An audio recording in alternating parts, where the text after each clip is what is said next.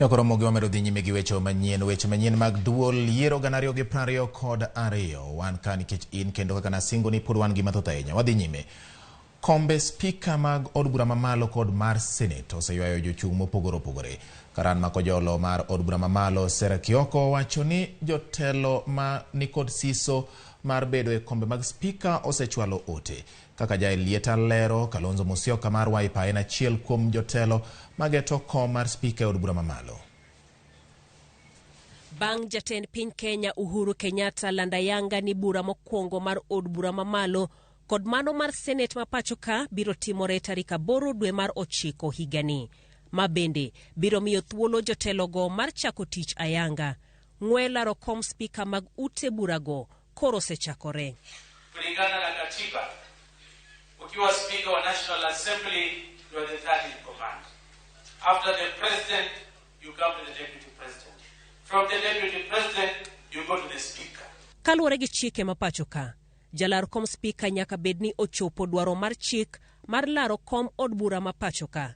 Kata kamano, okoyiene jo od bura laro komno. Jogo madwaro komno nigi nyaka tich 3 makiny mar chwalo oboke gi mag kwayo. Kom spika mar od bura mamalo oseywayo jochung' 19 ka lemo mar jalup spika oywayo jochung' 9. Jomochungo oting'o jatend duond bura mar Wiper Kalonzo Musyoka mar riwruok mar Azimio la Umoja One Kenya Alliance kod jatend duond bura mar Ford Kenya Moses Wetangula mar Kenya Kwanza. Jalup spika machon Farah Malim manobedo jalup spika e od burano are higa 2003 nyaka 2013 bende olap dhoge ndong' ne komno. Kama moko gin Noah Winja, Jared Oluoch Oundo, Isaac Aluoch Polo kod Robert Gishimu Gishinji.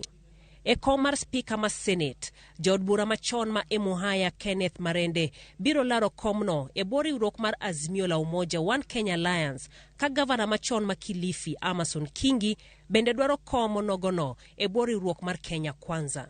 En ng'wech ma bende dhi bedo gi pek mokalo bang' duond bura ma UDM wuok e riwruok mar Azimio kendo riwore kod Kenya Kwanza bang' lendo mar loch mar William Ruto kaka jatend piny Kenya. Piem mar laro komno mar spika koro dhi timore kirango kwan jo od bura. Nyaka sani, Azimio la Umoja nigi kwan jo od bura mathoth ma kwan gi romo 168 mochapi oboke mar piny owacho. Kenya Kwanza ni kod 158 ka nyaka sani poko chape oboke mar piny owacho jo od bura 12 mogwel.